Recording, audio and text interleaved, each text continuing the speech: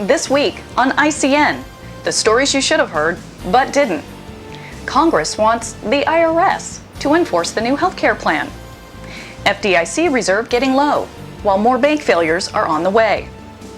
Campgrounds, not just for vacation anymore as economic refugees move in.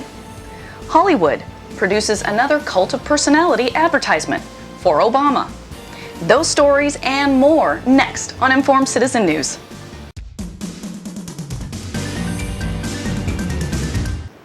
Hello and welcome to ICN, Informed Citizen News, September 6th, 2009.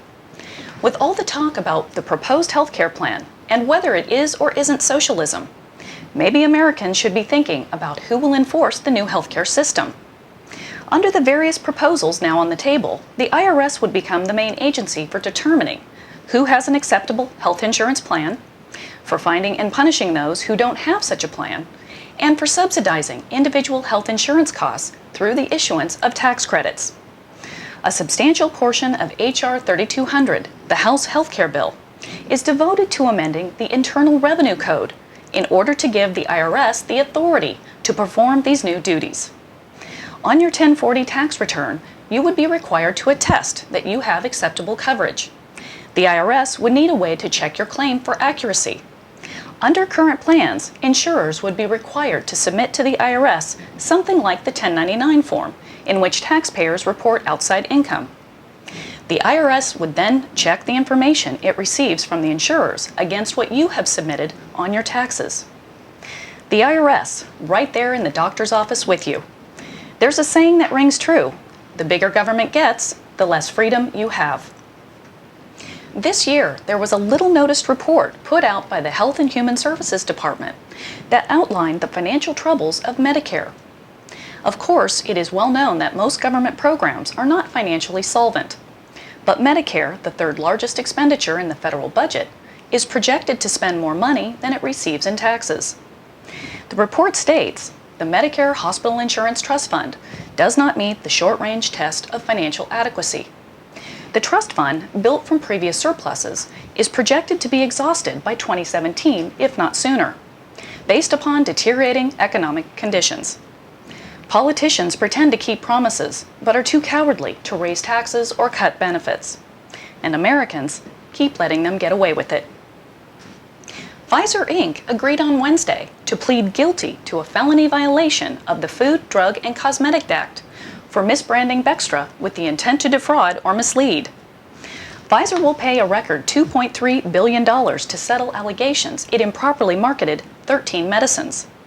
In addition, Pfizer has agreed to pay $1 billion to resolve allegations under the Civil False Claims Act that the company illegally promoted 4 of their drugs. Pfizer did not specify whether it had disciplined any executives in connection with the latest infractions.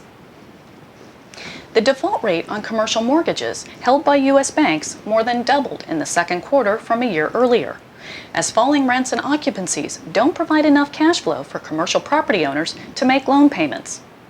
A loan is delinquent when it's 30 to 89 days past due, and in default when 90 or more days past due. Banks are reluctant to start foreclosure procedures as they don't want to get into the landlord business. Lenders are kicking the can down the road while defaults accumulate.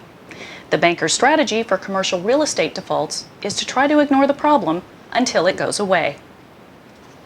In a shift, Obama has plans to pump $4.25 billion of economic stimulus money into creating tens of thousands of federally subsidized rental units in American cities. Ignoring the failures of project neighborhoods over the last 40 years and that government intrusion distorts markets, Washington marches forward, spending the next generation's money. The FDIC's fund that insures the country's deposits now stands at $10.4 billion, down from $45.2 billion the prior year. 84 banks have failed this year, and the number of banks on the FDIC problem list stands at 416. Jim Bianco, president of Bianco Research in Chicago, said, "The FDIC has a bunch of huge open-ended liabilities should the banking system continue to deteriorate, and it could get ugly very, very fast for them." As we learned during this banking crisis, these things can pick up steam in a hurry. Washington has an itchy trigger finger on the printing press, and they are taking aim at you.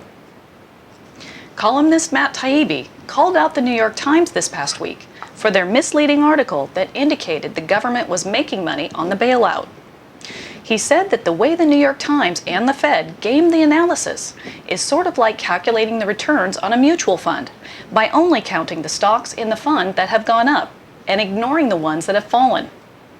Mr. Taibbi went on to say the TARP calculations are a joke, apparently leaving out huge future losses from AIG and Citigroup and others in the red.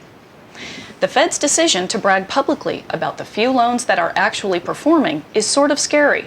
It speaks to a level of intellectual desperation and magical thinking, unusual even for a banker. The number of Americans on food stamps is now up to 35 million, up 22% from June of 2008. The food stamp program, which helps cover the cost of groceries for 1 in 9 Americans, has grown in step with the U.S. unemployment rate, which stood at 9.4% in July.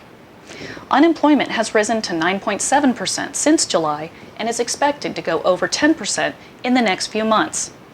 Sadly, more people in America will need food stamps to feed themselves. In a sign of the times, campgrounds are becoming permanent homes for some Americans. As cities from Sacramento, California to Tampa, Florida debate the merits of tent cities to house newly homeless people, many of them young families, this recession is starting to yield scenes that evoke the Great Depression. At places like Timberline Campground in Lebanon, Tennessee, well-worn campers and tents overstretched with 20-foot-long tarps, 85% of residents here are permanent, a good chunk of them economic refugees. Walmart has reported tent sales are up 36% over last year. It's an increasingly familiar scene across the country as campgrounds, RV parks, and national parks become inundated with permanent campers. Some analysts and investors who called a bottom in March when the markets hit their worst levels in more than a decade now say they are detecting a peak in share prices, and they warn that stocks could be headed for a sharp pullback. Since the market hit a low in March, it has run up over 50%, which is typical of a bear market rally with a violent move up. Another clear signal is that insider selling exceeds buying by a margin of 30-1. When you add the fact that September and October are notorious months for market crashes, all signs are pointing toward a drop in the stock market. A new Rasmussen national survey finds that 57% would vote to replace the entire Congress and start all over again. But that flies in the face that 90% of Congress routinely gets reelected. Some say that this juxtaposition is either because people hate Congress but love their own congressman, or they say rigged election rules explain high re-election rates for Congress. When the Constitution was written, the nation's founders expected that there would be a 50% turnover in the House of Representatives every election cycle. That was the experience they witnessed in state legislatures at the time. For well over 100 years after the Constitution was adopted, the turnover averaged in the 50% range as expected. In the 20th century, turnover began to decline as power and prestige flowed to Washington during the New Deal era. Fewer and fewer members of Congress wanted to leave. In 1968, congressional turnover fell to single digits for the first time ever, and it has remained very low ever since. That just happens to coincide with the explosion of our national debt and the decline of the American economy. Finally, there's a video put out by Ashton Kutcher and wife Demi Moore with the theme, I Pledge. It is a call for people to go to a government website to line up to serve your fellow man. The video got creepy at the end when Ashton and Demi pledge to serve the president. Then the scene transitions to a growing cult-like chant that morphs into a messianic image of Obama. Check out the video link under more info to the right of this video.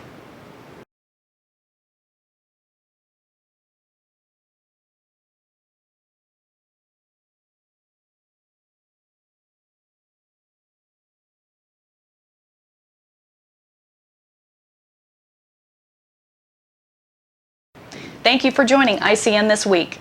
Americans need to be informed, so please send our link to your friends and family. From all of us and Informed Citizen News, have a great week.